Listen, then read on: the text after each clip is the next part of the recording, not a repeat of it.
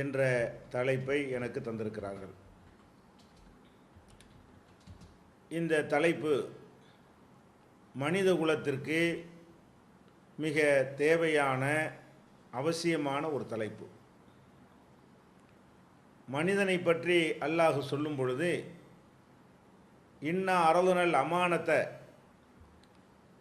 அமானிதத்தை நாம் எடுத்து காட்டினோம், மலைகளுக்கு எடுத்து காட்டினோம், வானங்களுக்கு எடுத்து காட்டினோம், பூமிக்கு எடுத்து காட்டினோம். அபைன ஐ யஹ்மில் நஹா, அதை சுமந்து கொள்வதற்கு அவை மறுத்துவிட்டன. ஃபஹமலஹல் இன்சான், மனிதன் அதை சுமந்து கொண்டான்.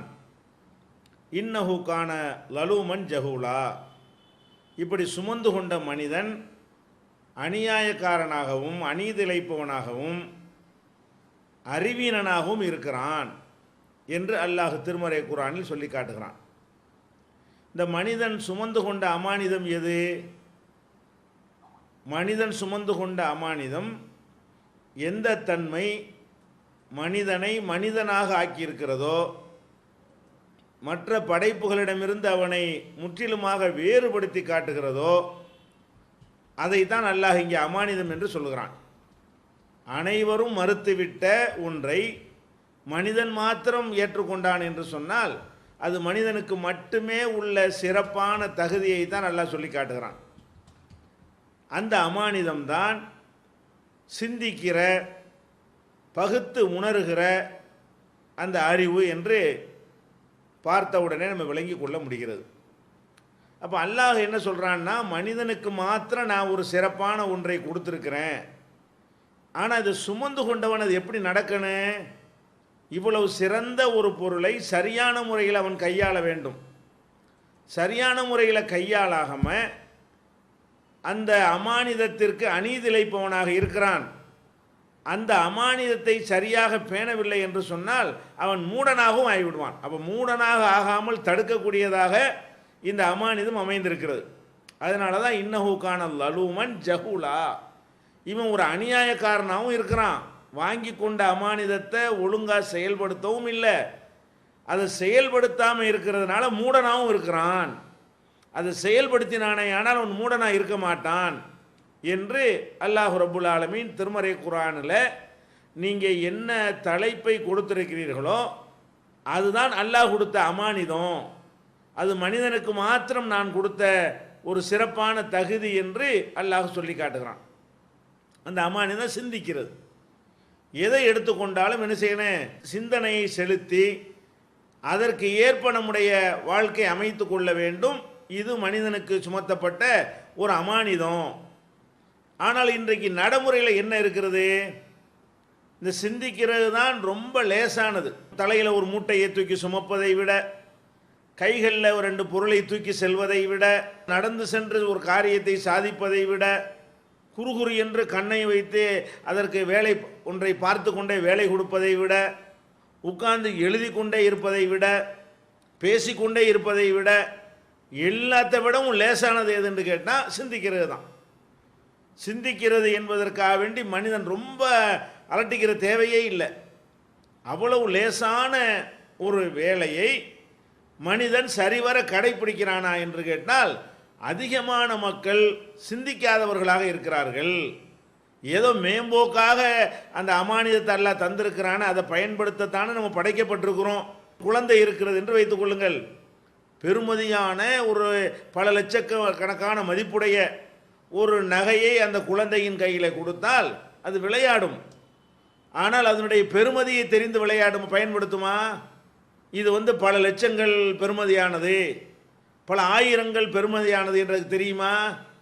அந்த மாதிரியாக்கும் இந்த மனிதன் அவனுக்கு கொடுக்கப்பட்ட சிந்தனையை குழந்தைகள் ஒரு விளையாட்டு பெருமதியான பொருளை விளையாட்டாக கருதுவார்களே, அந்த அளவுக்கு தான் மனிதன் பயன்படுத்துகிறான். நீங்கள் விலை உயர்ந்த ஒரு செல்போன் வாங்கி வைத்திருக்கிறீர்கள் என்று சொன்னால் அதனுடைய பெருமதியும் மரியாதையும் உங்களுக்கு தெரிகிறது, மதிப்பு தெரிகிறது. உங்களுடைய குழந்தை கையில் கொடுத்தால் தூக்கி வேகமாக அடித்து உடைச்சிப்படுது. அதை பொறுத்த வரைக்கும் இதனுடைய மதிப்பு என்ன? ஒரு கல்லுக்கு இருக்கிற மதிப்பு தான், ஒரு விளையாட்டு பொம்மைக்கு இருக்கக்கூடிய ஒரு மதிப்பு தான்.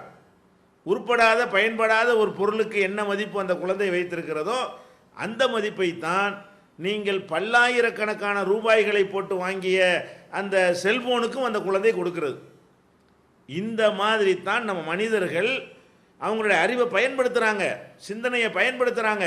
எந்த அளவுக்கு பயன்படுத்துகிறார்கள் என்று சொன்னால் அதற்குரிய பெருமதியை கொடுத்து பயன்படுத்தாமல், பல ஆயிரக்கணக்கான ரூபாயுடைய பொருளாக இருந்தாலும் இது ஒரு 10 காசு அளவுக்கு வேலை செஞ்சால் போதும், ஒரு டாய்ஸ் அளவுக்கு வேலை செஞ்சால் போதும் என்று எப்படி குழந்தை வந்து நடந்து கொள்கிறதோ அந்த மாதிரி இவங்களுடைய நடத்தை இருப்பதை நம்ம பார்க்கிறோம்.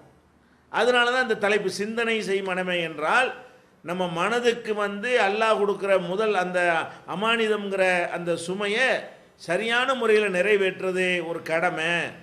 அமானிதம்னு கொடுத்தா கொஸ்டின் இருக்குன்னு தான் நடத்தும்.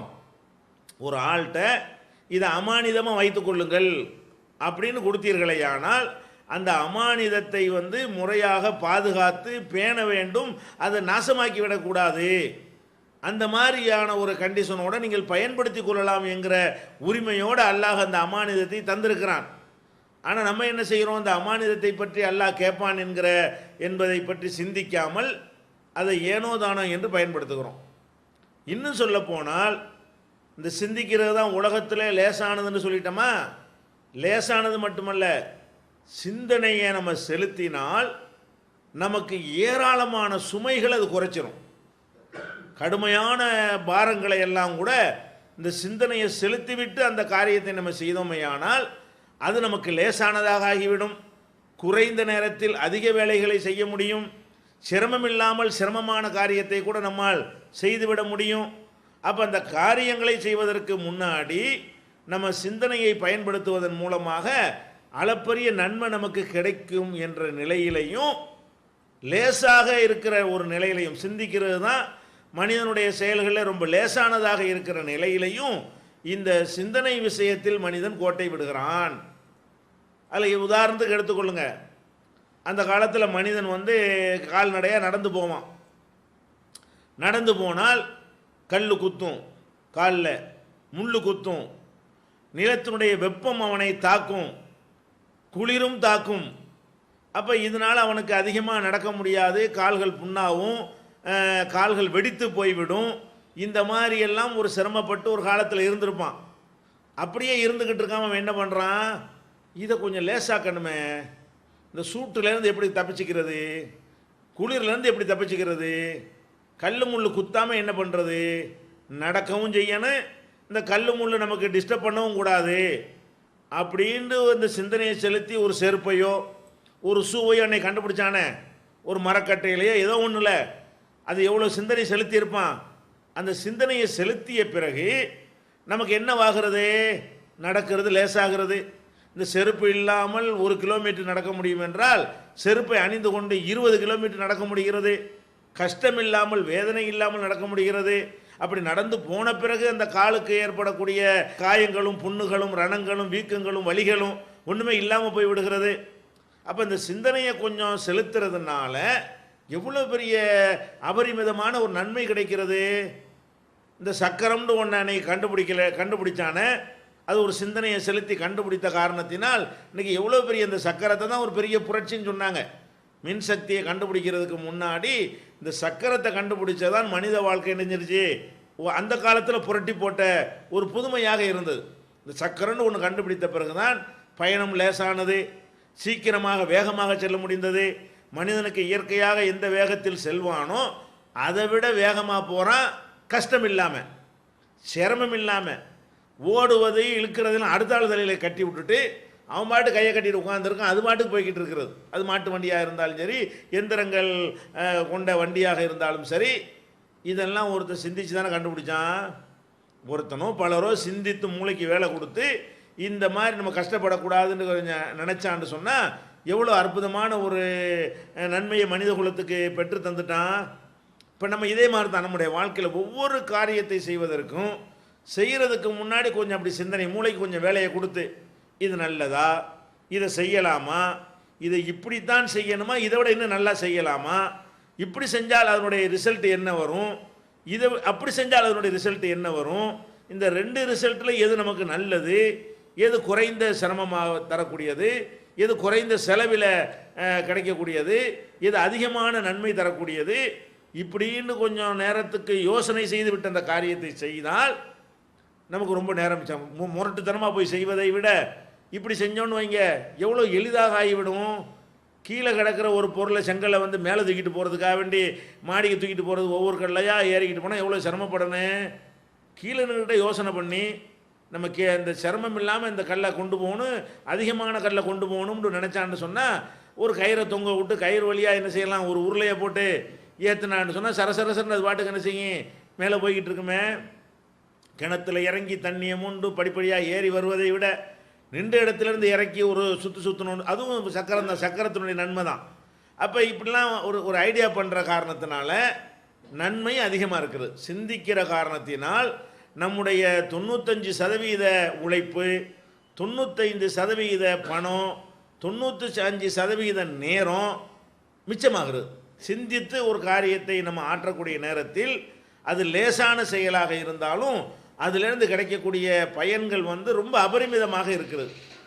இன்றைக்கு வந்து நம்ம பயன்படுத்துகிற எல்லா விதமான ஒரு ஆப்பிள் விழுந்ததை பற்றி சொல்வார்கள்.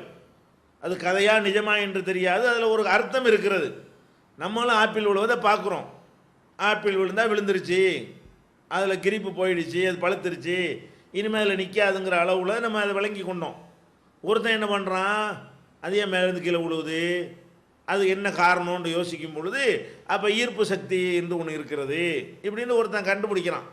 அந்த ஈர்ப்பு சக்திங்கிற கண்டுபிடித்த பிறகு தானே நவீன வாகனங்கள் அது ஈர்ப்பு சக்தியை மிஞ்சுவது எப்படி, இந்த ஈர்ப்புடைய அளவு என்ன, இந்த அளவை மிகிக்கிறதுக்கு என்ன பண்ணணும், இப்படியே அவன் சிந்திச்சுக்கிட்டே போன காரணத்தினால தான் இது எல்லாமே நமக்கு கிடைத்திருக்கிறது. இன்றைக்கி நவீன உலகத்தில் நம்ம பயன்படுத்தக்கூடிய அனைத்து சாதனங்களுமே சில பேர் தங்களுடைய சிந்தனைக்கு வேலை கொடுத்த காரணத்தினால் தான் நமக்கு கிடைத்திருக்கிறது. அப்போ நம்ம வாழ்க்கை சிந்தனை வெறும் விஞ்ஞானத்தை மட்டும் சிந்தனை நினைச்சிக்க கூடாது. சாதாரண சின்ன சின்ன ஒரு விஷயத்தை கூட என்ன செய்யலாம், சிந்திக்கலாம். சோறாக்குறதுல கூட சிந்திக்கலாம். சிந்திச்சு சோறாக்கினால் சமைத்தால் அதுக்கு ஒரு கணக்கு இருக்கிறது. சிந்திக்காமல் செய்தால் அதற்கு ஒரு அதனுடைய ரிசல்ட்டுக்கு வித்தியாசம் இருக்கிறது. அப்படி நம்ம என்ன ஒரு காரியத்தை செய்வதாக இருந்தாலும் அல்லாஹ் அமானிதமாக வழங்கி இருக்கிற அந்த சிந்தனையை அதை பயன்படுத்தி நம்ம செய்தால் அது நம்முடைய வேலையை லேசாக்கும், அது சிரமம் இல்லாமல் ஆக்கிவிடும் என்கிற காரணத்தினால தான் நம்ம இந்த சிந்தனை செய்வதை பற்றியே என்ன செய்ய வேண்டி இருக்கிறது, பேச வேண்டி இருக்கிறது. அப்போ சிந்தனையை வந்து நம்ம எந்த ஒரு விஷயத்துக்கு என்ன செய்யணும், மூளைக்கு வேலை கொடுத்துக்கிட்டே இருக்கணும். அப்போ இந்த சிந்தனைண்டா என்ன, முதல்ல சிந்திக்கிறேன்டா எப்படி, சிந்தனை செய்ய சொல்லியாச்சு, சிந்திச்சு தான் ஒரு காரியத்தை இறங்கணும் அப்படிங்கிறத நம்ம அறிந்து கொண்டோம். சிந்திக்கிறதுனா என்ன, சில பேர் சிந்திப்பான், சிந்திக்கிறதுங்கிற பேரில் சிந்தனையை மழுங்க செய்கிற வேலையெல்லாம் அவன் சிந்தனை நினச்சிக்கிட்டு செய்வான். என்ன செய்வான், ஒரு பாத்ரூமுக்கு போய் மலை ஜலம் கழிக்கிறதுக்காக போனால் அதுலேருந்து வருவதற்கு 3 மணி நேரம் ஆகும். குளிக்கிறதுக்கு போவான், குளிச்சுட்டு வர்றதுக்கு அந்த தண்ணி தொட்டியில் உள்ள தண்ணி பூரா காலியாயிரும், 4 மணி நேரம் கழித்து வருவான்.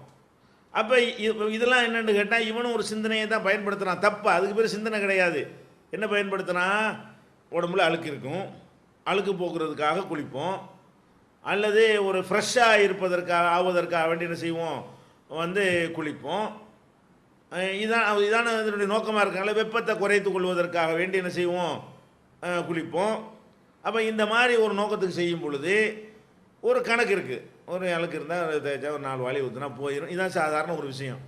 இன்னும் போகலை சிந்திக்கிறாராம், இன்னும் அழுக்கு இருக்குன்னு நினைக்கும் பொழுது இது வந்து வசுவாசி. இதுக்கு பேர் சிந்தனை என்று சொன்னால், சிந்தனைக்கு உள்ள முதல் விஷயம் என்னன்னு கேட்டால் அது உண்மையின் மீது நிறுவப்பட்டிருக்க வேண்டும். அதான் சிந்தனை.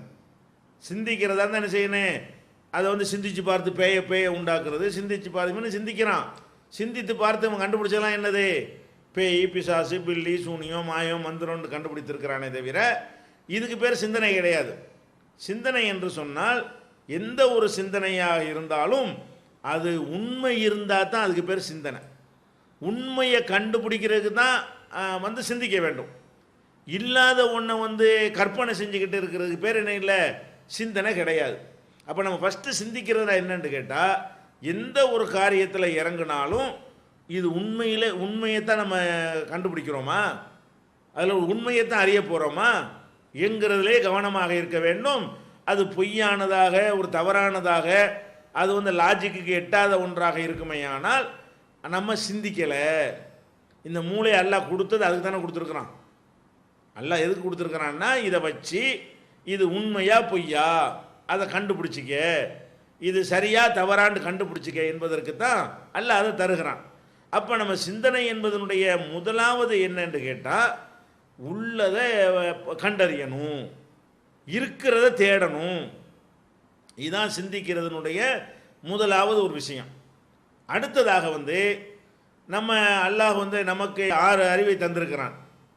6ல் 5 புலன்கள் சம்பந்தப்பட்டவை.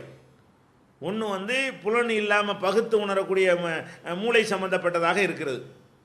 இந்த 5 புலன்களும் நமக்கு மாத்திரம் அல்லாஹ் தரவில்லை, ஏராளமான ஜீவராசிகளுக்கு அல்லாஹ் இந்த 5 புலனை தந்திருக்கிறான். சில ஜீவராசிகளுக்கு 2ஓ 3ஓ கூட கொடுத்துருக்கிறான். சில ஜீவராசிகளுக்கு 1ஓ 2ஓ கூட என்ன செய்வான்ல கொடுத்துருப்பான். அதிகபட்சமாக ஜீவராசிகளுடைய அளவு என்ன என்றால் 5 புலன்கள் உள்ள ஜீவராசிகள் இருக்கின்றன, உயிரினங்கள் இருக்கின்றன. ஆனால் அவைகளும் அந்த புலன்களை பயன்படுத்தி அறிய வேண்டியது அறிந்து கொள்ளத்தான் செய்கிறது. ஒரு ஆடு மாடுக்கு இருக்கக்கூடிய கண்களை பயன்படுத்தி அது பாதையை சரியாக கண்டுபிடிக்கிறது, மேய்ச்சல் நிலத்தை சரியாக கண்டுபிடிக்கிறது.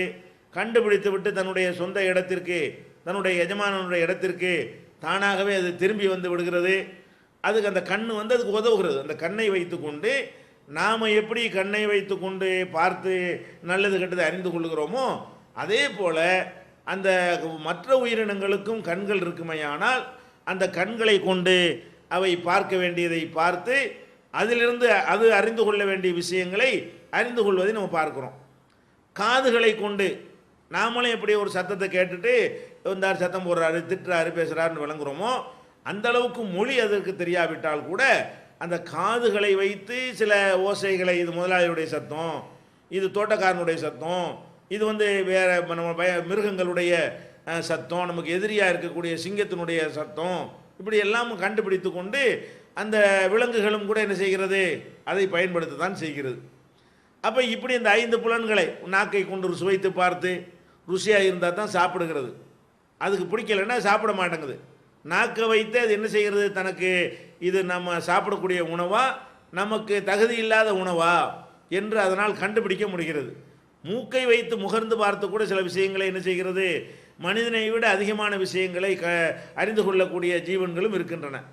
தன்னுடைய உடம்பின் மீது ஒரு எறும்பு ஊர்ந்தால் கூட கரெக்டாக வாழை கொண்டே சுழட்டி அடித்து அந்த எறும்பை காலி பண்ணக்கூடிய அளவுக்கு அந்த உடம்பு முழுவதும் தொட்டு அறியக்கூடிய ஸ்பரிசத்தின் மூலமாக அறிந்து கொள்ளக்கூடியதாக இருக்கிறது. இதெல்லாம் சிந்தனை கிடையாது. சிந்தனைடா என்ன, ஒன்றை வைத்து அதிலிருந்து என்னென்னதெல்லாம் அறிந்து கொள்ள முடியுமோ அத்தனை அறிந்து கொள்ள வேண்டும். ஒன்றை பார்க்க வேண்டும். ஒன்றை பார்த்தோம் என்று சொன்னால் அந்த ஒன்றிலிருந்து அதை மட்டும் அறிந்து கொள்கிற இடமாக இருந்தால் அதை மட்டும் அறிந்து கொள்ள வேண்டும். அதிலிருந்து இன்னொரு விஷயத்தை கூடுதலாக அறிந்து கொள்ளலாம் என்று இருக்குமையானால் அதை கொஞ்சம் நேரத்தை செலவழித்து அதை ஆய்வு செய்து அறிந்து கொள்ள வேண்டும். உன்னல்ல அதில் 100 விஷயத்தை அறிந்து கொள்ள இயலும் என்று இருந்தால் அதுக்குள்ளே நுழைந்து 100 விஷயத்தையும் அறிந்து கொள்வதற்கு பாடுபடணும். அதான் சிந்தனைங்கிறது. சிந்தனை என்று சொன்னால் சொன்னதோடு நிறுத்தி கொள்ளாமல், கேட்டதோடு நிறுத்தி கொள்ளாமல், பார்த்ததோடு நிறுத்தி கொள்ளாமல் அதுக்கு மேலே என்ன செய்யணும், இது நேரடியாக இதில் இந்த விஷயம் இருக்கிறது, இது மட்டும்தான் இருக்கிறதா, இதிலிருந்து வேற ஒன்று நமக்கு விளங்காதா, இதிலிருந்து இன்னொன்று சிந்திக்க இயலாதா, இதிலிருந்து இன்னொரு 5-6 விஷயங்கள் கிடைக்காதா, என்னென்னலாம் இதுக்குள்ளே இருக்குது அப்படின்ட்டு தேடுறோம் பாருங்க. இதுதான் சிந்தனைங்கிறது. அது உண்மையை தேடணும். அந்த சிந்தனைனா எப்படி இருக்க வேண்டும் என்று கேட்டால் 5 புலன்களில் உள்ளதோடு நிறுத்தி கொள்வது. காதில் கேட்டதெல்லாம் நம்பிக்கிட்டு போனால் இது மாட்டுக்கும் உனக்கு என்ன வித்தியாசம்? மாடுகள், ஆடு மாடுகள் என்ன செய்கிறது, காதில் என்ன கேட்டாலும் அது பாட்டுக்கு நம்பிக்கொள்கிறது. நம்பிக்கொள்ளுதோ நம்பாமல் இருக்கிறதோ அதை டெவலப் பண்ணாது. மனிதனை பொறுத்த வரைக்கும் என்ன செய்யணும், ஒரு பயங்கரமான சத்தம் கேட்குமே, ஆனால் ஒரு குண்டு வெடித்த சத்தம் கேட்குது, குண்டு வெடித்தது என்று விளங்கி கொள்கிறோம் இல்லையா, இது நேரடியாக விளங்கக்கூடியது. அதோடு விளங்கி கொண்டு நின்றேன்னு வை, அப்போ என்னவாகும், நீ தான் குண்டு வச்சு ஒன்று பிடிச்சி கொண்டு போயிடுவாங்க. அதுக்கு அடுத்து செய்கிற விஷயம்லாம் இருக்குதுல்ல. குண்டு வெடித்து விட்டது என்று உனக்கு தெரிய வறுமையானால் இது என்னென்னலாம் பிரச்சனைகள் வரும்.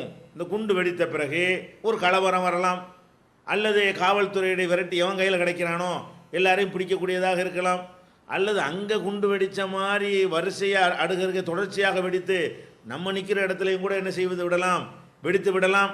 அந்த இப்படி எல்லாம் இதான் சிந்திக்கிறது என்று சொன்னால் ஒன்று நடந்த உடனே அப்படியே குண்டு வெடிச்சு தெரிஞ்சுக்கிட்டேன் அப்படின்னு நினைக்கிறது கிடையாது. துப்பாக்கி எடுத்து பக்கத்தில் ஒருத்தனை சுட்டுப்புட்டான், சுட்டோன்னு என்ன செய்யணும், பக்கத்தில் நின்ற ஒருத்தனை சுட்டுப்புட்டான்னு விளங்கி கொள்வது இது சாதாரண ஒரு விஷயம். இது சிந்திக்கிறது என்ன, இந்த அவனை சுட்டுமா நம்மளை சுட்டுப்புட்டான்னு சொன்னால், இந்த சுட்டுவன் செத்துட்டான்டா என்ன செய்கிறது, அவனை குலைக்க வைக்க ஏதாவது நம்ம செய்ய முடியுமா, இவன் தப்பிச்சு நம்ம ஓட முடியுமா, அல்ல வேறு என்ன செஞ்சால் நமக்கு, அப்படிலாம் விஷயங்கள் இருக்கா இல்லையா. இதுதான் சிந்தனை என்பது. சிந்தனை என்று சொன்னால் ஒரு விஷயத்தை பார்த்த உடனே கேட்ட உடனே அதோடு நிறுத்தி கொள்ளாமல் அதிலிருந்து நமக்கு என்னென்ன நன்மைகள்லாம் அடைந்து கொள்ள முடியும், என்னென்ன கேடுகளில் இருந்தெல்லாம் தப்பித்து கொள்ள முடியும் என்று டெவலப் பண்ணுவதற்கு பேர் தான் என்னது, சிந்தனை. டெவலப் பண்ணணும். சிந்தனை என்று சொன்னாலேயே அது அதிகரித்து கொண்டே இருக்கும். ஒரு சின்ன ஒரு சொல்லு, ஒரு மார்க்க ரீதியாக எடுத்துக்கொண்டோமே ஆனால் ஒரு ஹதீஸை எடுத்துக்கொள்ளுங்கள். ஒரு ஹதீஸை எடுத்துக்கொண்டு அதிலிருந்து 50 சட்டம் 60 சட்டங்களை எல்லாம் எடுக்கிறார்கள் அறிஞர்கள். அந்த ஹதீஸை நேரடியாக பார்த்தீங்கன்னு சொன்னால் இதுக்குள்ளே இது இல்லாமல் இருந்துச்சு நமக்கு தெரியலையே அப்படிங்கிற மாதிரி இருக்கும்.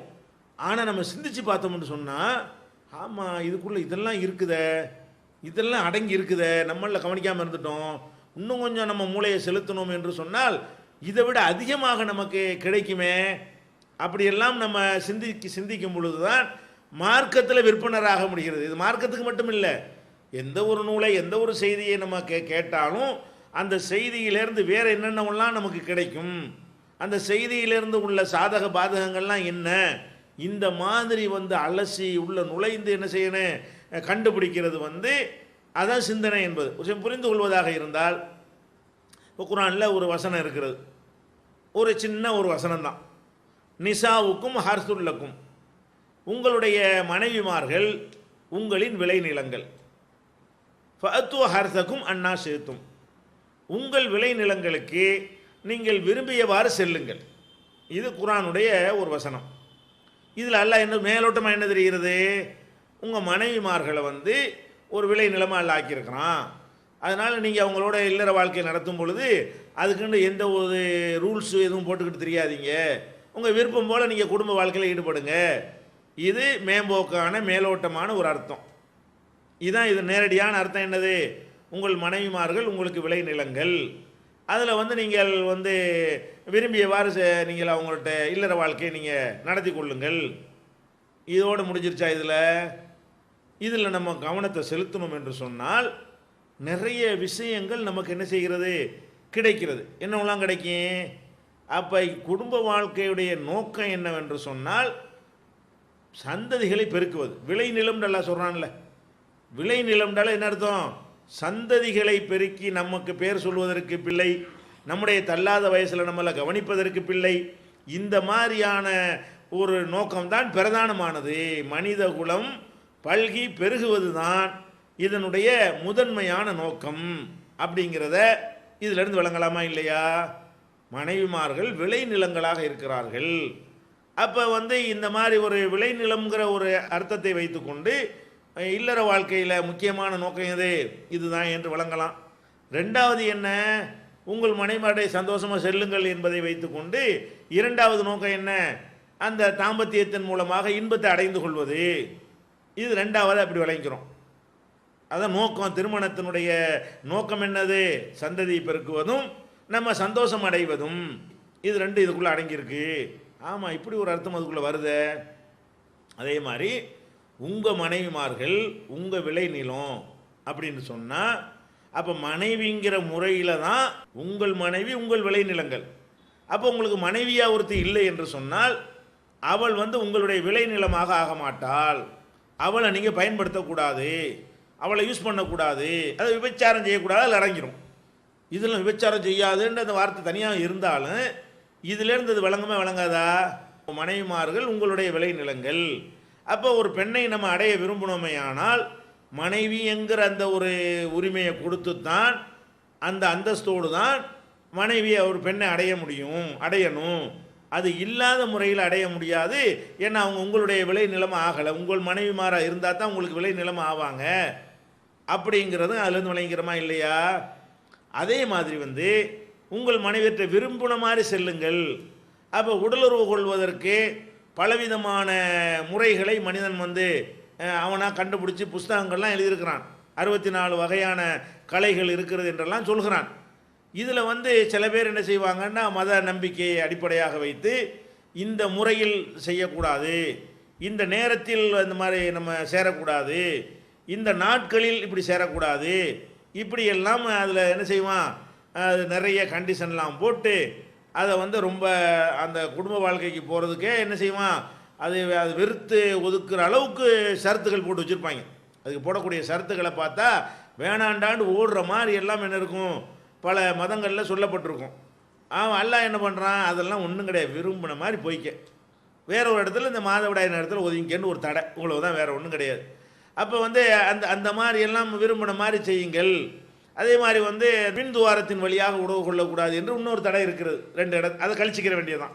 சிந்திக்கும் பொழுது இதை மட்டும் எடுத்துக்கொண்டு இந்த 2 தடையை தவிர ஒரு தடையும் இல்லை, வேறு விரும்பின மாதிரி செய்ய சொல்கிறான்ல, எது கூடாது தனியாக சொல்லிவிட்டான்ல.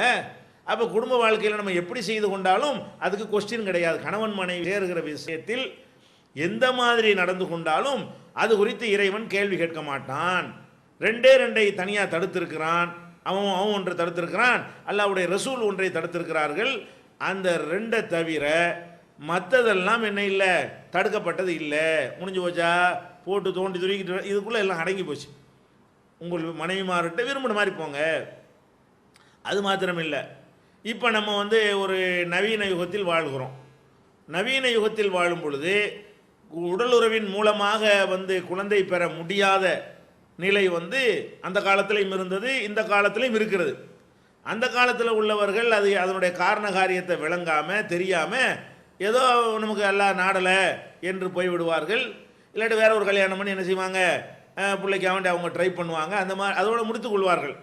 இப்போ என்ன பண்ணுறாங்க, ஒரு கணவன் மனைவி எடுத்துக்கொண்டார்களே ஆனால் என் குழந்தை பெற முடியாதுக்கு என்ன காரணம், இவனுடைய உயிரணு இவனுக்கு இருக்கிறதா, அவளுக்கு அந்த சினை முட்டை உற்பத்தி ஆகிறதா, அந்த கருவறையில் அடைப்பு இல்லாமல் வேறு ஏதாவது கட்டிகள் இல்லாமல் வேறு ஏதாவது அதனுடைய போகிற பாதைகளில் தடுப்பு இல்லாமல் அந்த மாதிரியான ஒரு விஷயங்கள்லாம் இருக்கிறதா, பலவீனமான நிலையில் இருக்கிறதா, உறுதியாக இருக்கிறதா, 2 பேரும் சேர்ந்தும் பல வருடங்களாக குழந்தை இல்லாமல் இருக்கிறதே, இப்படியெல்லாம் மனிதன், அதுவும் சிந்தனையினால் வந்தது தான். இப்படியெல்லாம் மனிதன் சில பேர் சிந்தித்து பார்க்கக்கூடிய நேரத்தில் அந்த காரண காரியங்களை அவன் கண்டுபிடிக்கிறான். கண்டுபிடிச்சு என்ன செய்கிறான், அப்போ இந்த ஒரு ஆணுடைய விந்தில் உருவாகக்கூடிய அந்த உயிரணுக்கள் அதுவாக நீந்தி செல்வதற்கு முன்னாடியே அது கொஞ்சம் பலவீனமாக இருக்கிறதுனால இடையில செத்து போய்விடும். அப்போ கடைசி வரைக்கும் அந்த நீ போய் சேர்ற வரைக்கும் இருக்காது. அந்த மாதிரி இருக்கக்கூடிய நேரத்தில் அந்த உயிரணுக்களை எடுத்து நம்ம கற்பறையில் செலுத்தணும் என்று சொன்னால் அது தடை இல்லாமல் உள்ளே சென்று விடும். அதில் ஏதோ பிரச்சனை இருந்தால் அந்த மாதிரி குழந்தையை உண்டாக்கலாம் அப்படின்னு கண்டுபிடிக்கிறான்ட்டு வைங்க. இது செய்யலாமான்னு கேட்டால் இந்த ஆயத்தில் இருக்கல செய்யலாமலான்றலாம். ஏன், விளை நிலம் உன் விளை நிலம், நீ உன்னுடைய விந்து துளியிலிருந்து எடுக்கக்கூடிய உயிரணு விரும்பின மாதிரி எல்லாம் என்ன செய்ய சொல்கிறான், உங்களுடைய விவசாயத்தை பண்ணிக்கிறங்கிறான். இதில் என்ன தப்பு இருக்குது, நம்ம விந்துலேருந்து நம்ம மனைவியுடைய கர்ப்பப்பையில் ஒரு குழந்தையை உண்டாக்குவது இது எப்படி தப்பாகும், இந்த வசனத்தில் அனுமதியே இருக்குதே அப்படின்னு நம்ம என்ன செய்கிறோம், விளங்கி கொள்கிறோம். அல்லது அந்த பெண்ணுடைய கர்ப்பப்பை பலவீனமாக இருக்கும். அப்போ பலவீனமாக இருக்குமே ஆனால் குழந்தை என்ன செஞ்சினேன், அந்த உறுதிப்படுத்துகிற கட்டம் வரைக்கும் ரொம்ப கவனமாக இருக்க வேண்டும். அப்படி இல்லை என்று சொன்னால் 1 மாதம் 2 மாதத்தில் களைஞ்சிரும். இந்த மாதிரி நடந்தால் என்ன பண்ணுறான், அப்போ நம்ம கொஞ்சம் உறுதிப்படுற பருவம் வரைக்கும் நம்ம வெளியில் வச்சு அதை வளர்க்குவோம். அந்த மனைவியிடத்திலேயே ஒரு சினை முட்டையை எடுத்து அவளுடைய கணவனிடமிருந்தே உயிரணுவை எடுத்து 2ஐயும் இணைத்து ஒரு குழாயில் வைத்து ஒரு அளவுக்கு வளர்த்து, ஒரு அளவுக்கு தான், உயிர் ஊதுறதுக்குலாம் அங்கே இருந்தால் தான் முடியும். டப்பாவில் வளர்த்த மனுஷனாக்க முடியாது. தீப்புல வளத்தை மனுஷனாக்க முடியாது. ஒரு அளவுக்கு, எந்த அளவுக்கு பிறகு களையாதோ அந்த அளவு அடைந்த பிறகு அந்த மாதிரி கண்டிஷனில் கொண்டு வந்து கர்ப்ப பையில வச்சால் அதுக்கு பிறகு அவள் குழந்தை அந்த பலவீனமான கரு என்ற காரணத்தினால் அது களையாது, களைந்து போகாது அப்படின்னு கண்டுபிடிக்கிறான்னு வைங்க. இது கூடுமான்னு ஒருத்தர் கேட்குறாருன்னு வைங்க. இந்த ஆயத்திலிருந்து ஆமான்னு சொல்லலாம், கூடும். ஏன்? விளைநிலம் உன் விளைநிலம் தான், உன்னுடைய உயிரணு தான், அவன் விரும்பின மாதிரி சரி, இது ஒரு மெத்தடு, விவசாயம் பண்ணிட்டு போ, இதில் என்ன தப்பு இருக்குது? அப்போ இந்த டெஸ்ட் டியூப் பேபி கூடுமான்னு கேட்டால் இந்த முறையில் இருந்தால் கூடும். அப்போ அதே மாதிரி அந்த முதல் சொன்ன முறையில் இருந்தாலும் கூடும். இப்படி இருக்குன்னு வைங்க. ஒருத்தனுக்கு டெஸ்ட் பண்ணுறாங்க, அவனுக்கு விந்துலாம் வருது, அதில் உயிரணு இல்லை, நில்ண்டு வந்துருச்சு. ரிப்போர்ட்டில் என்ன வந்துருச்சு? சிறிதளவு கூட அதில் இல்லை, உயிரணுவே இல்லை. குழந்தை இல்லைங்கிறதுலாம் ஆண்மை இல்லைன்னு விளங்கிடக்கூடாது. குழந்தை இல்லாமல் மனைவியை சந்தோஷப்படுத்தலாம், சந்தோஷப்படுத்துவார்கள், அதுக்கு இதுக்கு சம்மந்தம் கிடையாது. குழந்தை இருக்கிறவன்லாம் மனைவியை சந்தோஷப்படுத்தினான்னு எடுத்துக்கொள்ளக்கூடாது, அதுக்கு இதுக்கு சம்மந்தமே கிடையாது. ஆனால் என்ன செய்யுது, ஒருத்தனுக்கு அவனுக்கு குழந்தை இல்லை, அவனுக்கு என்னடான்னு பார்த்தா அந்த விந்து எடுத்து ஆய்வு பண்ணி பார்த்தோம்னா அதில் உயிரணு இல்லை. உயிரணு இல்லாட்டி என்ன பண்ணுறது? எந்த ட்ரீட்மெண்ட்டுனாலையும் அவனுக்கு குழந்தை உருவாகாது. எந்த ஒரு ட்ரீட்மெண்ட்டுனால, எந்த வைத்தியத்தினாலையும், எந்த விதமான நவீன மெத்தடை பயன்படுத்தினாலும் சரி, உயிரணு நில்லு இருக்கிறத 10 இருந்தால் 20 ஆக்கலாமே தவிர, 20% இருந்தால் அதை 40% ஆக்கலாமே தவிர, அது ஒரு விதை இருக்கிறது, அதில் முளைக்கக்கூடிய தன்மை இருந்தால் தான் என்ன செய்யலாம், அதை கொஞ்சம் அதுலேருந்து எப்படியாவது உரத்தை கிரத்தை கூட குறைய போட்டு முளைக்க வைக்கலாம். வேக வச்சு அவிச்சு எடுத்துட்டோம்னா அதில் அதாவது இருக்கவா செய்யும். ஒரு கொண்டக்கலை நல்லா வேக வச்சுட்டு அதை கொண்டே நீங்கள் புதைச்சி வச்சு என்னத்தை உயர்ந்த ரகமான உரத்தை போட்டாலும் முளைக்குமா? அப்போ முளைக்கிறதுக்கு என்ன வேணும்? அதில் ஜீவன் சக்தி கொஞ்சமாச்சும் இருக்கணும். ஒருத்தனுக்கு அந்த உயிரணுவே அறவே இல்லைன்னா ஒன்றும் செய்ய முடியாது. அப்போ என்ன பண்ணுறாங்க? அப்போ ஒரு முறையை கையாளுறாங்க. 2 வாட்டி சம்மதம் கேட்டு, நாங்கள் இந்த விந்துக்கள் எமையவனுடைய விந்துக்கள்லாம் எடுத்து நாங்கள் பேங்கு வச்சுருக்குறோம், நல்ல திடகாத்திரமாக ஆரோக்கியமான ஆளுடைய உயிரணு உங்களுக்கு வேணும்னு சொன்னால் நாங்கள் அதை தர்றோம்.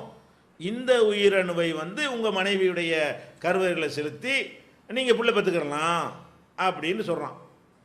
இதை கூடுமான்னு கேட்டால் இந்த வசனம் வச்சு கூடாதுன்றலாம். ஏன்? உன் மனைவி உனக்கு தான் விளை நிலம், வேற எவனுக்கு விளை நிலமாகுது. இப்போ மனைவி உன் மனைவி, உன் மனைவியாக இருக்கிறவளுக்கு உன்னுடைய உயிரணுவின் மூலமாகத்தான் குழந்தை பெறணும். உனக்கு அது இல்லைங்கிறதுனால இன்னொருத்தனுடைய உயிரணுவை கொண்டே குழந்தை பெற்றெடுத்தால் அது எப்படி உன் குழந்தையாக இருக்குது? நீ எப்படி அதுக்கு அப்பனாவ? உன் பொண்டாட்டி அம்மாவாகலாம், அந்த குழந்தைக்கு அம்மாவாக இருக்கலாம். நீ எப்படி அதுக்கு தகப்பனாக முடியும்? அப்போ தகப்பனாக முடியாது. அப்போ இதில் என்ன விளங்குறது? உன்னுடைய மனைவி தான் உனக்கு விளை நிலமாக இருக்கணும், உன் மனைவி உனக்குத்தான் விளை நிலமாக இருக்கணும். அப்போ வேற ஒருத்தனுக்கு விளைநிலம் என்பது இது விபச்சாரம் என்கிற ஒரு வகை, அதில் மறைமுகமான ஒரு தன்மை இருக்கிறது. இது கூடுமான இது கூடாதுன்னுருவோம். இந்த ஆயத்து சின்ன வசனம் தானே, இது புரிந்து கொள்வதற்காக சொல்கிறேன். எத்தனை கேள்விகள்லாம் கேட்குறாங்கன்னா ஆன்லைன் பேஜில் கூட பாருங்கள், ஆயிரக்கணக்கான 5000 கேள்வி இருந்துச்சுன்னு சொன்னால் 5000 ஆதாரம் அதில் காட்டியிருக்குன்னு பாருங்கள். இருக்காது. ஒரு 300 ஆதாரத்துலாம் அம்புட்டுமே அடங்கியிருக்கிறது, ஒரு 500 ஆதாரத்துக்குள்ளே தான் அம்புட்டு அடங்கியிருக்கிறது. அந்த கேள்விக்கு தகுந்த மாதிரி சிந்திச்சோம்னா என்ன செய்யும்? அதுக்கும் பதில் இருக்குது. இன்னும் அதே ஹதீஸ் இன்னொன்றுக்கும் பதிலாக இருக்கும், அதே ஹதீஸ் இன்னொருக்கும் பதிலாக இருக்கும். கொஞ்சம் மூளைக்கு கொஞ்சம் வேலை கொடுக்கணும். அந்த தன்மை இருக்குதா என்று பார்க்க வேண்டும். அப்போ இது என்ன செய்கிறோம்? இது சரியில்லை. அப்போ என்ன தான் பண்ணுறது? எனக்கு பிள்ளை இல்லாமல் இருக்கிறேனே, அவளுக்கு பிள்ளை வேணும்னா என்ன பெரிய பஞ்சாயத்தா இஸ்லாத்தில்?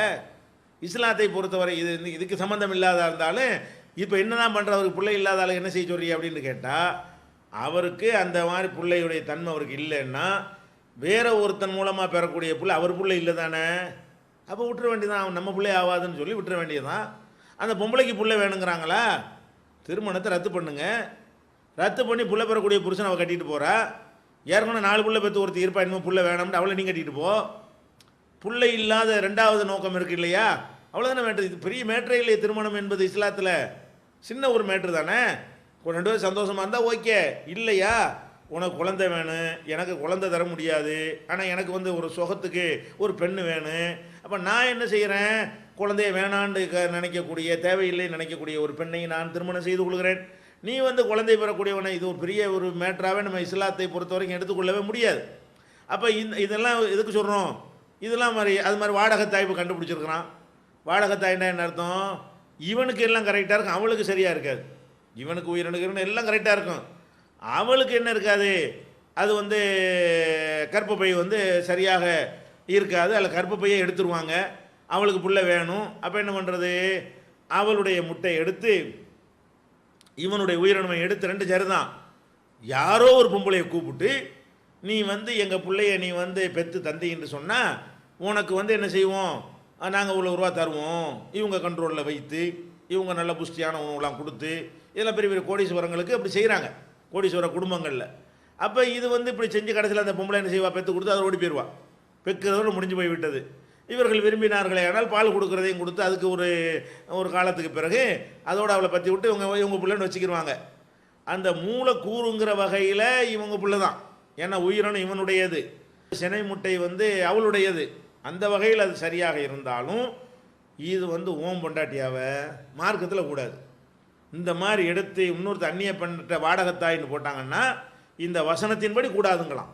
அது அந்த ஃபத்வாவுக்காக நான் இதை சொல்லவில்லை. இந்த வசனம் சொல்கிற கருத்து என்ன, உங்கள் மனைவி தான் உங்களுக்கு விளைநிலம், இவன் எவ்வளோ ஒருத்தி, உனக்கு எப்படி விளைநிலமாக இருப்பா, இது வந்து சரியில்லை. அந்த விளைநிலம்ங்கிற ஒரு சின்ன ஒரு உதாரணத்தை எல்லாம் போட்டு அதில் என்னென்ன நீங்கள் அதில் சந்திக்கிறீங்க, இது நான் சொன்னது ஒன்று குறைவாக சொல்லியிருக்கிறேன். இதை ஒரு அளவுக்கு நம்ம சிந்திச்சா என்ன செய்யும், இன்னும் அதிகமான விஷயங்களுக்கெல்லாம் கூட தீர்வு கிடைக்கிது. ரிலேட்டிவாக என்ன மேட்ரு என்ன வசனம் கிடைக்கிதுன்னு ஒரு பிரச்சனை வந்த உடனே இதுக்கு ரிலேட்டிவான வசனம் என்னவாக இருக்கும், இதுக்கு ரிலேட்டிவான ஹதீஸ் என்னவாக இருக்கும் அப்படின்னு சிந்திச்சு பார்த்தோம்னா என்னவாயிரும், அதில் கிடைக்கும், வண்டி வண்டியாக கிடைக்கும். நீங்கள் புரிந்து கொள்வதற்காக நான் சொல்கிறேன். இப்போ புகாரி என்கிற ஒரு நூல் வந்து மொழிபெயர்த்து உங்களுக்கு வந்து விட்டது, வந்துருச்சுன்னு சொன்னால் இந்த புகாரியை நீங்கள் எடுத்து பார்த்தீங்கன்னா அதில் 7000 சுமார் 7000 ஹதீஸ்கள் நம்பர்கள் முன்ன பின்ன வந்து மனிதர்கள் போட்டுக்கிட்டுன்னு வைங்களேன், அது புகாரியே போட்ட நம்பர் கிடையாது. அதனால் நம்பரில் வந்து முன்ன பின்ன இருக்குன்னு வைங்க, ஹதீஸ் அவ்வளவுதான் 7000 ஹதீஸ்னு வைங்களேன். இந்த 7000 ஹதீஸ் இருக்கிறது, இந்த 7000 ஹதீஸ் நம்பரில் தான் 7000 இருக்கே தவிர பிரித்து எடுத்து பார்த்தீங்கன்னா அது 7000 ஹதீஸ் கிடையாது. ஒரு 1200 300 ஹதீஸ் தான் அதில் இருக்கும், பாக்கி எல்லாம் டபுள் என்ட்ரி ட்ரிபிள் என்ட்ரி தான். எதனால் 7000 ஆகுது, ஒரே ஹதீஸை அதுலேயும் சொல்லியிருப்பார், இதுலேயும் சொல்லியிருப்பார், இதுலேயும் சொல்லியிருப்பார், ஒன்றாம் பாகத்துலேயும் வரும். ஒரு ஹதீஸ்க்கு எத்தனை நம்பர் போடுறாங்க. அப்போ புகாரியில் இருக்கக்கூடிய ஹதீஸுகளுடைய எண்ணிக்கைன்னு எடுத்து பார்த்தீங்கன்னு சொன்னால் ஒரு 1500 வேண்டாம் தேரும். மீதி உள்ளதெல்லாம் என்னது, ஒரு ஹதீஸை 1வது ஹதீஸாகவும் போட்டிருப்பார், 1வது ஹதீஸாக எதை போட்டாரோ அதை 48வது ஹதீஸாகவும் போட்டிருப்பார், 1வதாகவும் 48ஆகவும் இருக்கிறத வந்து 2324ஆகவும் போட்டு புரிஞ்சுக்க. இந்த உதாரணத்துக்காக சொல்கிறேன், இப்படி தேடி பார்த்து நம்பர் இல்லைன்னு கூடாது. அப்போ ஏதாவது அந்த மாதிரி ஒவ்வொரு நம்பர்லையும் 6000 போட்டிருப்பார். ஒரு ஹதீஸு வந்து 10 இடத்துலலாம் இருக்குது, சில ஹதீஸு 30 இடத்துலலாம் இருக்கிறது, சில ஹதீஸு 2 இடத்துல 3 இடத்துலலாம் இருக்கிறது. இது ஏன் இதெல்லாம் இப்படி இருக்குது என்று கேட்டால், ஒரு ஹதீஸில் அவர் என்ன கருத்து கிடைக்கிறதோ அதுக்கு ஒரு பாட தலைப்பு போட்டு அந்த ஹதீஸை கொண்டே அங்கே வச்சிடுறாரு. அப்போ அந்த ஒரு கருத்து தான் அவருக்கு ஓடுனுச்சின்னு வைங்க, இந்த டபுள் என்ட்ரிலாம் வந்திருக்காது, ட்ரிபிள் என்ட்ரிலாம் வந்திருக்காது. அவர் என்ன சிந்திக்கிறாரு, ஆமாம் இந்த தலைப்பில் கல்விங்கிற தலைப்பில் போட்டுட்டோம், கல்விங்கிறது மட்டும் அதில் இருக்குது. இப்போ ரசூல் ஸல்லல்லாஹு அலைஹி வஸல்லம் அவர்கள் என்ன செஞ்சாங்க, இப்போ உதாரணமாக வந்து புரிந்து கொள்வதற்காக சொல்கிறேன். அப்போ ரசூல் ஸல்லல்லாஹு அலைஹி வஸல்லம் அவர்கள் வந்து ஒரு நாள் தொழுகையை லேட்டாக்கினார்கள், ஒருத்தர்கிட்ட பேசி கொண்டிருந்தார்கள், நேரம் போய்கொண்டே இருந்தது, குழந்தைகள்லாம் தூங்கி விட்டார்கள், பெண்கள் எல்லாம் தூங்கி விட்டார்கள். அதுக்கப்புறம் நம்ம லேட்டாக வந்து என்னஞ்சாங்க தொழுதாங்க. தொழுது விட்டு இன்னைக்கு பூமியில் நம்மளை தவிர இப்போ யாரும் தொழுவலை, பூமியில் வாழ்கிற எவரும் 100 வருஷத்துக்கு பேர் இருக்க மாட்டார்கள், இப்படிங்கிற ஒரு போதனையை அந்த அந்த இரவுல சொல்கிறாங்க. இது ஒரு ஹதீஸு. இதில் எவ்வளோ சட்டம் எடுக்கலாம், சிறுவர்கள்லாம் தூங்கி விட்டார்கள்னு வருது. அப்போ சிறுவர்களை பள்ளிவாசலுக்கு கொண்டு வரலான்ட்டு அது ஒரு சட்டம். சிறுவர்கள் பள்ளிக்கு வரலாமா, இந்த ஹதீஸை போட்டுருவார். பெண்கள்லாம் வந்து தூங்கிட்டாங்கன்னு வருது, அப்போ பெண்கள் இரவு தொழுகைக்கு வரலாம், அதுக்கு இந்த ஹதீஸை பெண்கள் வரலாமாங்கிற பாடத்தில் இந்த ஹதீஸை வந்து போடுவார். தொழுகையுடைய நேரத்தை தாமதமாக்கலாமா அப்படின்னு அதுக்கு இதை போடுவாருங்க. மக்கள்லாம் காத்து தூங்குற அளவுக்கு ஆயிடுச்சு, ரசூல்லா என்ன செய்கிறாங்க, அதை லேட் பண்ணுறாங்க, அந்த பாடத்தில் இந்த ஹதீஸை கொண்டே போடலாம். இன்னும் எந்த இடத்துல எல்லாம் போடலாம், அவர் ரசூல் ஸல்லல்லாஹு அலைஹி வஸல்லம் எதுக்காக வேண்டிய தாமதப்படுத்தினாங்கன்னா ஒரு முக்கியமான ஒரு ஆள்கிட்ட பேசிக்கிட்டு இருக்கிற காரணத்தினால பக்து போகிற அளவுக்கு தாமதப்படுத்திடக்கூடாது. பக்தி இருக்குமே ஆனால் அதை கொஞ்சம் தள்ளி போடலாம், இது பெரிய மேட்ரு கிடையாது. தொழுகைக்குன்னு உள்ள வக்தை தாண்டிடக்கூடாது, நேரம் இருக்கணும். அசர் நேரம் இருக்கிறது, அசர் தொழுகை நேரத்தில் ஒரு முக்கியமான ஒரு முதலமைச்சருடைய ஒரு ஆளோ நம்மளை பார்க்கணுன்னு ஓடியான்ட்டாங்கன்னு வைங்க, ஒரு பேச்சுக்கு நம்மளை பார்த்து இங்கே வரப்போகிறாங்க, பேச்சுக்கு சொல்கிறேன், வந்துட்டாங்கன்னு சொன்னால் இவங்க தொழுதுட்டு வர்றோன்னு சொல்ல வேண்டிய அவசியம் கிடையாது. என்னங்க விஷயம், அல்ல ஒரு பெரிய ஒரு அதிகாரியே வந்துட்டார், ஒரு கலெக்டரை வந்துட்டாருங்கிறாங்க, கலெக்டர் போய் அங்கே நிற்க சொல்லு, அப்படி அவனுக்கு புரியாது தொழுகையோட மகத்துவம்லாம். நம்ம வக்து தொழுகை விட்டுறாத அளவுக்கு என்ன செய்யணும், வக்து முடியாத அளவுக்கு கொஞ்ச நேரம் அவன்கிட்ட 10 நிமிஷம் பேசிட்டு 4:10 காம சொல்கிறத 4:30 சொல்லிக்கிறலாம். ஒரு ஆள்கிட்ட தான் ரசூலுல்லாஹ் பேசிக்கிட்டு இருந்தாங்க, பேசிக்கிட்டு இருக்கிற காரணத்தினால அந்த தொழுகை தாமதமாகுது. அப்போ தாமதமாகிறது முக்கியமான பேச்சாக இருக்கும். அந்த முக்கியமான ஒரு பேச்சுக்காக வேண்டிய என்ன செய்யலாம், இமாமு லேட் பண்ணார்னா உன்னை எதுக்கு பேசிமாமா வச்சிருக்குன்னு கேட்கக்கூடாது. அதுக்கெல்லாம் அந்த அதிச ஆதாரமாகுமா இல்லையா, அதுக்கு ஆதாரமாகும். அதே மாதிரி என்ன விளங்குறது, அந்த இஷா தொழுகை என்பது ரசூலுல்லாஹ் காலத்தில் ரொம்ப லேட்டாகலாம் தொழுவலை, துவக்க நேரத்தில் தொழுதுருவாங்க. இன்னைக்கு லேட்டாக தொழுத காரணத்தினால தான் இப்போது யாரும் பூமியில் தொழுவலைன்னு சொல்கிறாங்க. அதில் என்ன விளங்குகிறது, அன்றைக்கு தான் லேட் பண்ணாங்களே தவிர மற்ற நேரத்துலலாம் அந்த மாதிரி வந்து செஞ்சது கிடையாது, அது விளங்குகிறது. அதே மாதிரி வந்து இதை சொல்லக்கூடிய அந்த நேரத்தில் வந்து உலகம் பூரா இஸ்லாம் பரவி இருக்கலை. உலகம் பூரா பரவி இருந்தால் யாராவது ஒரு ஆளுக்கு என்னவா இருக்கும், அது 8 மணியாக இருக்கும், யாராவது ஒரு ஆளுக்கு 6 மணியாக இருக்கும், தொழுதுகிட்டு இருந்திருப்பாங்க.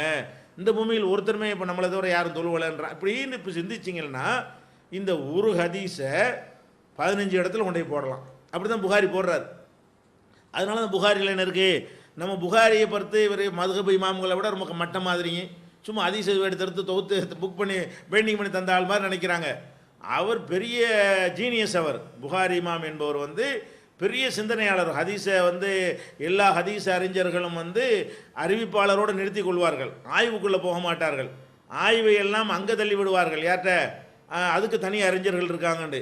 2 கலைகளையும் சேர்த்து பிரகாசித்தவர் யார், புகாரி இமாம். அப்போ எதுக்கு இதை சொல்கிறோம்னு கேட்டால், அந்த புகாரி எடுத்துக்கிட்டே என்ன செய்யலாம், என்னடா ஒரு மனுஷன் ஒரு ஹதீஸ் ஒரே ஒரு ஹதீஸு இதுக்கும் இது ஆதாரம் காட்டுறாரு, அதுக்கும் ஆதாரம் காட்டுறாரு, அதெல்லாம் இதில் இருக்க போய் தானே காட்டுறாரு, ஹதீஸ் ஒன்று தான், அவ்வளோ மேட்டரில் இருக்க போய் தானே. இதுக்கு தான் சிந்தனை என்பது.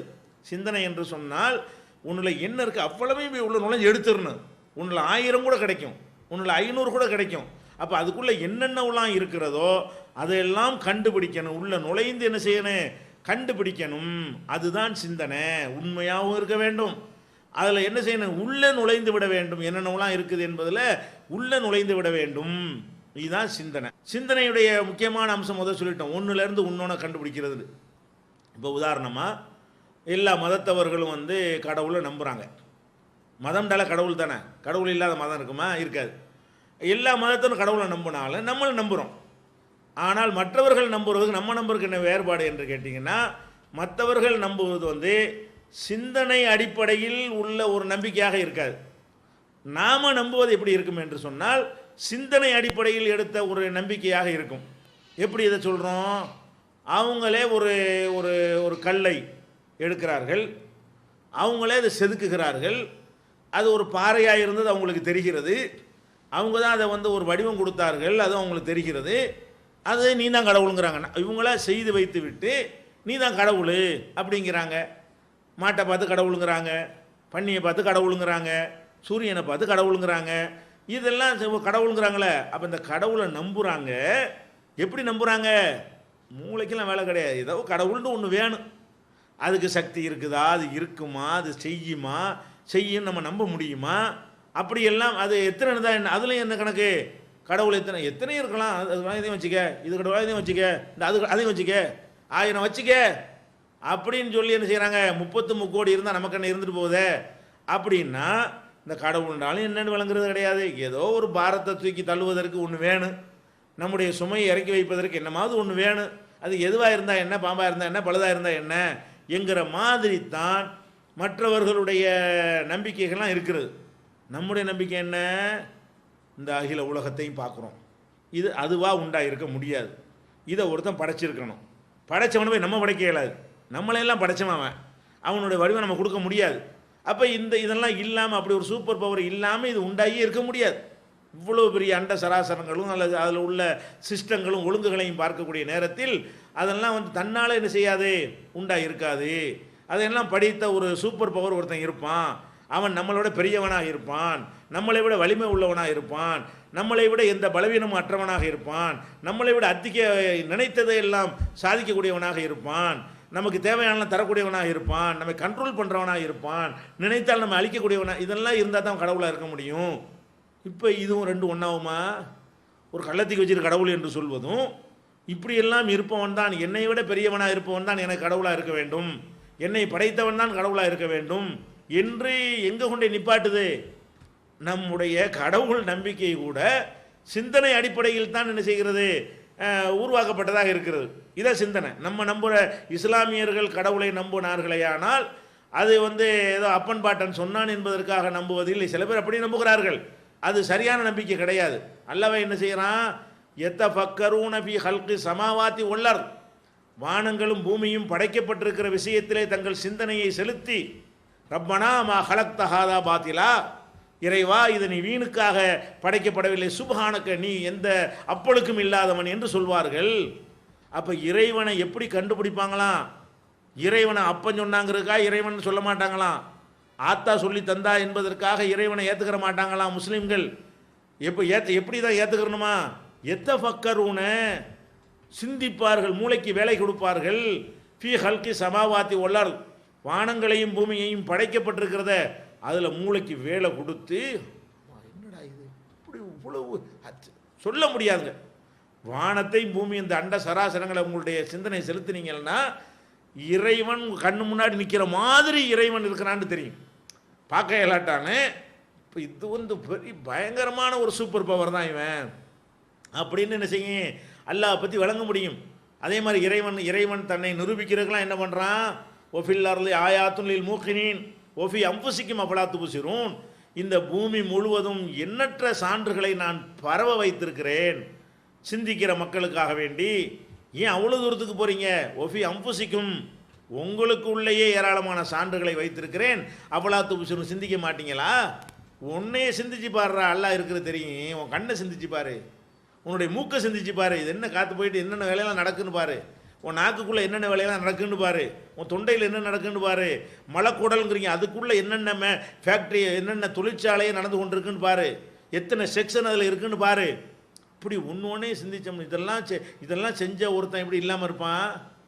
அப்போ அவன் ஒரு இருக்கிறான்ங்கிறதையும் நம்புகிறோம், அவன் சூப்பர் பவர் நம்புகிறோம், பெரிய ஜீனியஸுங்கிறதையும் நம்புகிறோம், அவனுக்கு நிகராக ஒன்றும் இல்லைன்னு நம்புகிறோம். இப்படி எதை நம்புதலாம்? நம்ம இஸ்லாத்தை பொறுத்த வரைக்கும் பொதுவாக கடவுள் நம்பிக்கை பகுத்தறிவின் அடிப்படையில் நிறுவப்படாது. எந்த மதங்களிலேயும் எந்த ஒரு மதங்கள்லையும் சிந்தனை அடிப்படையில் என்ன செய்யாது, கடவுள் கோட்பாடு வகுக்கப்பட்டது இருக்காது, கேள்வி கேட்காதுன்றவாங்க. இதுதான் கடவுள், இதுதான் கடவுள், ஏன் கடவுள், இதுதான் கடவுள், அவ்வளோதான். எதனால் இதை கடவுளுங்கிற? அதெல்லாம் கிடையாது, இது கடவுள், இதுதான் பதில். அப்போ இந்த மாதிரி சொல்லக்கூடிய ஒரு மார்க்கமாக நமக்கு ஆக்கியிருக்குதா? அப்போ இறைவனை பற்றி சொன்னால் கூட என்ன செய்யுது, விளங்கி சிந்திச்சு கடவுளை ஏற்றுக்கிறங்கப்பா.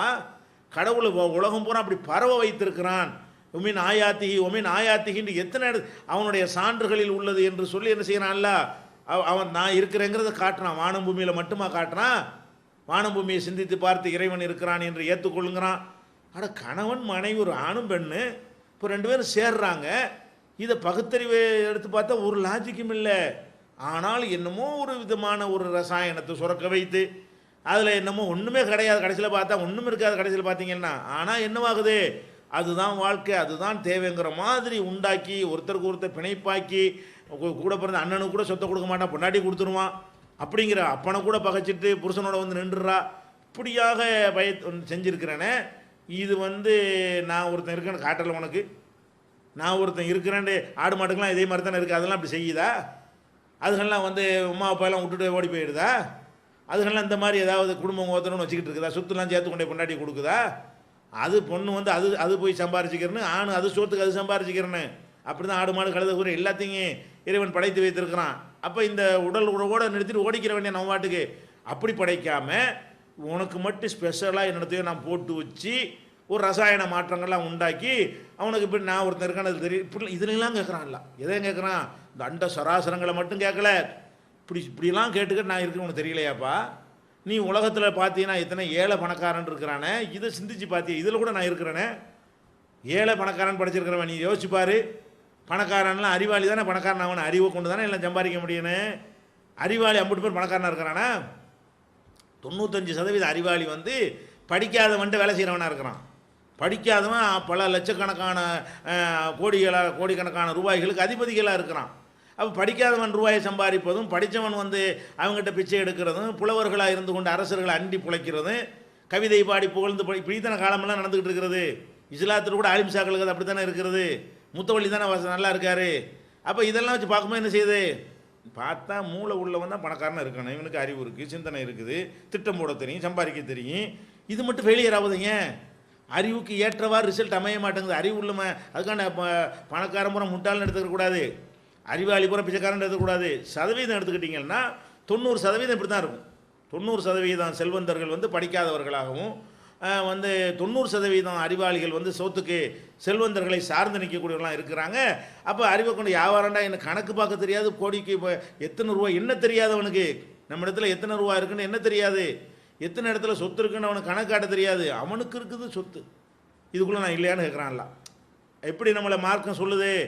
அல்லாவை நம்புறதா இருந்தால் கூட சிந்திச்சு நம்புன்னு சொல்லக்கூடிய ஒரு மார்க்கம். அப்போ சிந்தனை இது வந்து எந்த மார்க்கமும் சொல்லாது.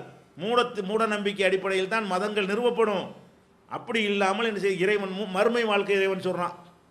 மறுமை வாழ்க்கையை நம்புறது கூட என்ன இல்லை, அது பார்த்தா ஒரு மற்றவங்க மறுபிறவிம்பாங்க. மறுபிறவிங்கிறதுல நிறைய கொஸ்டின் எதிர்கேள்விலாம் வரும். அது எப்படி மறுபிறவி இருக்க முடியும்? ஒருத்தன் எப்படி 7 பிறவி எடுப்பான்? மறுபிறவின்னு ஒன்று இருந்தால் மொத்தமே 2 மனுஷன் தான் உலகத்தில் இருக்கணும். ஒரு ஜோடியை கடவுள் படைச்சார், அவங்க மறுபிறவி எடுத்தாங்கன்னா மறுபடியும் 2 பேர் தான் இருக்கணும். அவங்க மறுபிறவி எடுத்தால் மறுபடியும் 2 பேர் தான் இருக்கணும். 2 பேரை படைச்சு இன்றைக்கி 700 கோடி பேர் இன்றைக்கி தாண்டி போய்கிட்டு இருக்கிறோம். இந்த 700 கோடி எங்கேருந்து வந்துச்சு? புதுசாக தான் படைக்க போகிறோன்னு விளங்குதா இல்லையா? எல்லா உயிரினும் பெருகித்தானே இருக்குது. ஆடும் பெருகி இருக்குது, மாடும் பெருகி இருக்கிறது, கோழியும் பெருகி இருக்கிறது, எல்லாமே மரஞ்செடிகளும் கூட பெருகி இருக்கிறது. அப்போ எல்லாமே ஜாஸ்தி ஆகிட்டு இருக்கும் பொழுது எதுவும் எதுவாகவும் பிறக்கிறது கிடையாது, புதுசு புதுசாகத்தான் உண்டாகி கொண்டிருக்கிறதுன்ற அந்த அந்த நடைமுறை உண்மை இந்த மறுபிறவி என்பதை நினைஞ்சிருது பொய்யாக்கி விடுகிறது. நமக்கு நம்ம நம்பிக்கை இதுக்கு மறுமைண்டா என்ன? இந்த உலகம் அழிக்கப்படும், திரும்ப கடவுள் இறைவன் உயிராக்குவான், அவன் விசாரணை நடத்துவான், சொர்க்க நரகத்தை கொடுப்பாங்கிறோம். இதுக்கும் எவ்வளோ லாஜிக் எல்லாம் சொல்கிறான். என்ன சொல்கிறான்? ஏன்டா ஒன்றுமே இல்லாமல் நீ இருந்தியே, உன்னையே நான் படைச்சிருக்கிறேனே, 2வது படைக்கிற பெரிய விஷயமா? படைக்கிறது கஷ்டமாக? 2வது எப்போ நீ இறைவன் ஒருத்தன் இருக்கிறான்னு சிந்தித்து பார்த்து ஏற்றுக்கொண்டாயோ, அவனுக்கு எல்லாம் முடியும் என்று ஏற்றுக்கொண்டாயோ, அவன் இன்னைக்கு வரைக்கும் இப்படி தானே படைச்சிக்கிட்டு இருக்கிறான். இன்னைக்கு வரைக்கும் இறைவன் நாளைக்கு படைக்கிற நீ சந்தேகப்படுற. நீ ஒருத்தன், உன் மண்டாட்டி ஒருத்தி, இப்போ தான் கல்யாணம் பண்ணுற, உங்கள் 2 பேருக்கு ஒரு புள்ள உண்டாகுது. இந்த புள்ள எங்கே இருந்துச்சு? எங்கேயுமே இல்லை. 2 வருஷத்துக்கு முன்னாடி எங்கே இருந்துச்சு? எங்கேயுமே இல்லை. அப்போ நமக்கு பிறக்கக்கூடிய குழந்தைகள் வந்து எங்கேயும் இல்லை, எதுவாகவும் இல்லை. அப்படி இருந்து உண்டாகி இருக்கும் பொழுது நான் என்னுடைய ஸ்டைலே அதானப்பா, இல்லாமல் இருக்கிறத நான் படைச்சிக்கிட்டு இருக்கிறேன். அப்போ நான் என்னுடைய இறைவன் நீ ஏற்றுக்கிட்டீங்கன்னா, உன்னைய நான் படைச்சது, உன்னையோ உன் பிள்ளையோ சந்ததிகளை 700 கோடி பேரை நான் தானே புதுசாக படைச்சிக்கிட்டு இருக்கிறேன். அப்போ நான் வந்து ஒன்றுமில்லாமல் இருப்பதிலிருந்து நான் படைக்கிறேன் என்று சொன்னால், உன்னை ஒருக்கா பார்த்து உன்னை உருவாக்கி உன்னை வந்து காப்பி எடுத்து வச்சுட்டு திருப்பி படைக்கிறது பெரிய மேட்டரா? ஃபஸ்ட்டு படைக்கிறது தானே கஷ்டம் அப்படின்னு கேட்குறான். அப்போ வந்து இப்படியே அதை மறுமையை நம்புறது கூட அதுக்கும் லாஜிக், அதுக்கும் சிந்தனை, அதுக்கும் மூளைக்கு வேலை, அது மாதிரி சொல்கிறான். அப்போ இறை வேதம்னு நம்புகிறோம். குரானை வந்து அதை கண்ண நம்ப சொல்கிறானா? இல்லை, இறை வேதம் தான் சேலஞ்சு பண்ணி சவால் விட்டு இருந்தால் இறைவன் சந்தேகப்படுறியா, இது மாதிரி கொண்டு போவோம் அப்படின்னு சவால் விட்டு, ஆமாம் முடியலையே, மனிதனுடைய வேலைன்னா முடியுமே, ஒருத்தனுக்கு இத்தனை வருஷமாக முடியலையே, இத்தனை நூற்றாண்டு ஓடி போச்சே, அவ்வளோ விஷயம் அப்படி சிந்திச்சு பார்த்து வேதத்தை நம்புகிறோம். இப்படி எதை நம்ம நம்பிக்கை எடுத்துக்கொண்டால் கூட எதன் அடிப்படையில் நிறுவப்பட்டிருக்கிறது? சிந்தனையின் அடிப்படையில் தான் நிறுவப்பட்டிருக்கிறது. இதை நம்ம என்ன செய்யணும்? விளங்கி கொள்ள வேண்டும். அப்போ சிந்தனையுடைய அடுத்த சில கூறுகள் இருக்குது. சிந்தனை என்று சொன்னால் உண்மையாக இருக்கணுமா? சிந்தனையுடைய சரியான ரிசல்ட் என்னன்னு கேட்டால், ஒருத்தன் சிந்தனைக்கு வேலை கொடுத்துருக்கிறான் என்பதற்கு அடையாளம் என்னன்னு கேட்டால், கேடு தருவதிலிருந்து அவன் விலகி கொள்ள வேண்டும். இதை நீ விளங்காட்டின் மனுஷனா? உனக்கு கேடுன்னு தெரியுது, புகைப்பிடிக்கிற, இழுத்து விடுற, விட்டவே மாட்டேங்கிற, என்ன சொன்னாலும் இது வந்து உனக்கு மூளைக்கு கொஞ்சம் வேலை கொடுத்தீங்கன்னா இதை உனக்கு செய்வியா? சிந்தனைக்கு வேலை கொடுத்து இது செய்கிறமே, இதுக்கு எவ்வளோ செலவாகுது, இந்த புகை இப்படி இழுக்கிறதுனால இது இந்த புகையிலேருந்து ஒரு விஷப்பொருள் நிக்கோடின் உள்ளே போகுது, அதில் உள்ள வெப்பமும் சேர்ந்து கொண்டு போகுது, அதில் உள்ள புகைகளும் உள்ள என்ன செய்கிறது, புகையில் உள்ள கரித்துகள்களும் அதுக்குள்ளே நுழைந்து போகிறது. அது போய் நுரையீரலில் படியுமே, கருப்பாகுமே, கருப்பாக மட்டும் ஆகாது வெந்து போகுமே. இப்படி சூடாக புகையை ஊதி ஊதி இருந்தால் அது என்ன செய்யும், அது சாதாரண இறைச்சியாக இருக்கக்கூடியது வந்து சுட்ட கறி மாதிரி போயிருமே, கபாப் மாதிரி போயிருமே, போனால் அதனுடைய உருக்கு குறைஞ்சிருமே. இழுத்து வெளியே விடும்போது பல பேருக்கு அதை சுவாசிக்கும் பொழுது பல விதமான கேடுகள்லாம் வருமே. அப்படியே நம்ம நுரையீரல் வந்து பாதிக்கப்பட்டு விட்டது என்று சொன்னால் அப்போ நோய் எதிர்ப்பு சக்தி குறைந்து விடுமே, கேன்சர் வந்து விடுமே, ஆண்மை குறைந்து விடுமே, இரத்த அணுக்களில் எல்லாம் பிரச்சனை ஏற்பட்டுருமே. இப்படின்னு எவ்வளோ அடுக்குறான், அடுக்கு குறிச்சிட்டுறான். என்ன நீ என்ன என்ன அம்மானியத்தை பேண்ற நீ, ஏன்னா எவ்வளோ பெரிய அநியாயக்காரன் பார்த்தியா, எவ்வளோ அல்லாஹ் சொல்கிற மாதிரி இன்னஹுக்கான லலுமன் ஜஹூலா, சரியான அநியாயக்காரனும் மடப்பையெல்லாம் ஒரு கேடா, மடத்தனத்தை போக்குறது கொடுத்த ஒரு ஆயுதத்தை பயன்படுத்தாமல் மடையனா இருக்கிறியன்னு நல்லா கேட்குறானே. அப்போ நமக்கு என்ன போயிருந்தே, எந்த ஒரு காரியமாக இருந்தாலும் சரி நமக்கு கேடு தருவதை செய்யக்கூடாது என்கிறத விளங்கலைன்னா அவன் சிந்தனையை பயன்படுத்தலை. சிந்தனை உள்ள எவனுமே என்ன செய்வான், வாடா உனக்கு அறுவலை எடுத்து வெட்டுவோம் கையிலண்டா ஒத்துக்குருவியா, ஏன் வெட்ட வேண்டியதானே, ரத்தம் வரும், ரத்தம் வந்தானே வலிக்கும், புண்ணா போயிருங்கிறீங்கள. அப்போ உனக்கு சில விஷயங்களில் கரெக்டாக உனக்கு தெரிகிறது. தண்ணி அடிக்கிற, இந்த தண்ணி அடிக்கிறதுனால என்ன ஏற்படுகிறது, என்னென்ன கேடுகள்னு உனக்கு தெரியும், மூளைக்கு வேலை கொடுக்க மாட்டேங்கிற. அதாவது கத்தி எடுத்து குத்த வந்தால் வலிக்குங்கிற, அறுவலை எடுத்து வெட்ட வந்தால் வலிக்குங்கிற, இந்த விஷத்தை கொடுத்து செத்து தொலைஞ்சு போடான்னா குடிக்க மாட்டேங்கிற. அப்போ பாதிக்கு வேலை செய்யுதில்ல மூளை, இதுக்கே வேலை செய்ய மாட்டேங்குது. மூளையை மழுங்க அந்த மூளையை மழுங்க செய்கிறதுக்குரிய சாமான்னு தெரிஞ்சுக்கிட்டேன், அது முக்கியமான விஷயம். இவன் சிந்திக்காமல் குடிக்கிறாங்கிற விஷயம் வேற, இந்த குடிக்கிறதே சிந்திக்காமல் இருக்கிறதுக்கு தான், சிந்தனையை மழுங்க செய்கிறதுக்கு தான், மனித தன்மையிலிருந்து அவனை மாற்றுறதுக்கு தான். தாயும் தெரியாது, அப்பனும் தெரியாது, பொண்டாட்டியும் தெரியாது, பிள்ளையும் தெரியாது, சாக்கடையும் தெரியாது, தண்ணியும் தெரியாது, அந்த மாதிரி அவனை ஆக்கி இதை போய் குடிக்கிறீங்களே, இது சிந்தனையை பயன்படுத்துகிற விஷயமா? அப்போ சிந்தனையினுடைய ஒருத்தன் சிந்திக்கிறான் என்பதோட அடையாளம் என்ன, நம்ம சிந்திக்கிறோம் என்று சொன்னால் நீங்கள் என்ன பெரிய ஆராய்ச்சியாளர் விஞ்ஞானியாக போகிறதா சிந்தனைன்றக்கூடாது. உங்கள் வாழ்க்கையில் உங்களுக்கு கேடு தர்றது நீங்கள் செஞ்சால் நீங்கள் சிந்திக்கலன்னு அர்த்தம், அமானிதத்தை பாழாக்கி நாசமாக்குறீங்கன்னு அர்த்தம். உங்களுக்கு கேடுன்னு தெரிந்தால் அதையே செய்கிறீங்க. இந்த கண்ணை கொண்டு டிவிலே உட்காந்துக்கிட்டே உட்காந்து கண்ணு கடிது தானே, பாரு ஒரு நியூஸை பாரு, தேவையானது பாரு, அப்புறம் கண்ணை முடிக்க. இதிலே உட்காந்துக்கிட்டு கண் அவிஞ்சு போய் 15 வயசில் கண்ணாடியை போட்டு இது தேவையா? அப்போ இதில் இப்படி தான் செய்கிற, காதில் போட்டு காதுக்கு மேலே இருக்கிற சத்தமே ஜாஸ்தியாக போயிட்டு நினச்சிக்கிட்டு இருக்கிறோம். அதிகமாக போய் டெசிபல் கூடி போய் காதெல்லாம் அடைச்சிக்கிட்டு போகுது, காரும் வெடியும் அது பட்டாசும் நம்மளை கெடுக்கிறது. அப்புறம் போன வேறு காதில் வச்சுக்கிட்டு என்ன செய்கிறோம், அந்த ட்ரம்முக்கு அடிக்கு மேலே அடி கொடுத்துக்கிட்டே இருக்கிறோம். அதுவும் பார்த்தா காதில் ஐபேட் மாட்டிக்கிட்டு 24 ஹவர்ஸ் என்ன செய்யறான் அவன், டொம்மு டொம்முன்னு இந்த பாட்டை கேட்டுகிட்டே இருக்கான். ஏன்னா இது மூளை வேலையை கொடுக்க மாட்டியா? அதில் என்ன காதுக்குள்ளே என்ன இருக்குது, பீரங்கியாக இருக்குது தாங்குற மாதிரி. ஒரு சின்ன சவ்வு, ஒரு சின்ன ஒரு பஞ்சை கொண்டே வச்சு குத்துனா கூட ஓட்டையாக போயிடும். இந்த மாதிரி ஒரு சவ்வு தான் அது அதிர்வை உண்டாக்கிட்டு இருக்கு. அதுக்கு போய் அளவுக்கு மீறி இந்த மாதிரி கொடுத்து காதனுடைய தன்மையை கெடுத்து நாசமாக்குறீங்கன்னா இதெல்லாம் சிந்திக்காதுன்னு அர்த்தம்.